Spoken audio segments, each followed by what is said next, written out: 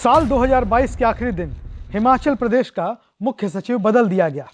1990 batch के IAS अधिकारी प्रबोध सक्सेना को हिमाचल प्रदेश का नया मुख्य सचिव बनाया गया। प्रबोध सक्सेना के सामने ओपीएस लागू कराना बड़ी चुनौती होगी।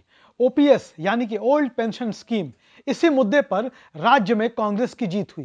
कांग्रेस की सरकार बनी तो ओपीएस को लागू कराने को लेकर तरह तरह के मुद्दे पर विचार विमर्श और चर्चाएं शुरू होगी।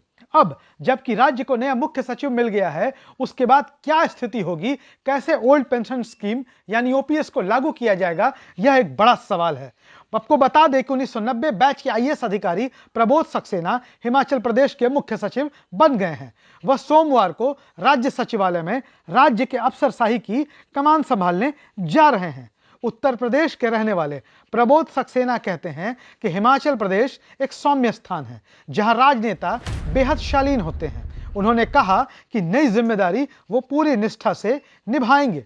जब बात की गई ओपीएस यानी कि ओल्ड पेंशन स्कीम की और बताया गया कि राज्य पर 70,000 करोड़ रुपए का कर्ज है, तो इस पर प्रबोध सक्सेना कहते हैं कि देखिए, विकास एक लंबी यात्रा होती है। कुछ देश ऐसे हैं कि वे एक जनरेशन में बदल गए। सिंगापुर जब बना तो वह एक गांव था।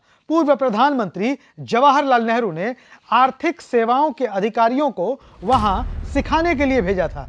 20 साल में वहां सब कुछ ठीक ठाक हो गया।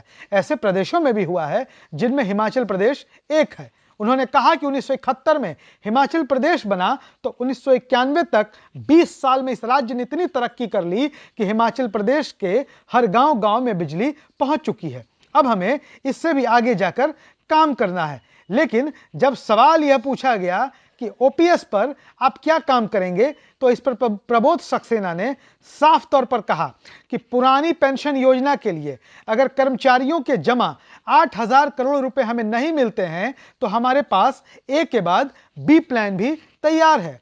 हिमाचल प्रदेश के नए मुख्य सचिव प्रबोध सक्सेना ने कहा कि ओल्ड पेंशन योजना पर हमारा रोड मैप तैयार है।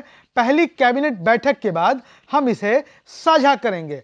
उन्होंने कहा कि मुख्यमंत्री सुखविंदर सिंह सुक्खू के विचार लीक से हटकर हैं। उनके विचार हम संग्रहित कर रहे हैं और हम प्रयास कर रहे हैं कि उनकी बातों को व्यवहारिक रूप से जमीन पर उतारा जाए। उन्होंने यह भी कहा कि आने वाले समय में कई चीजें बजट में आएंगी।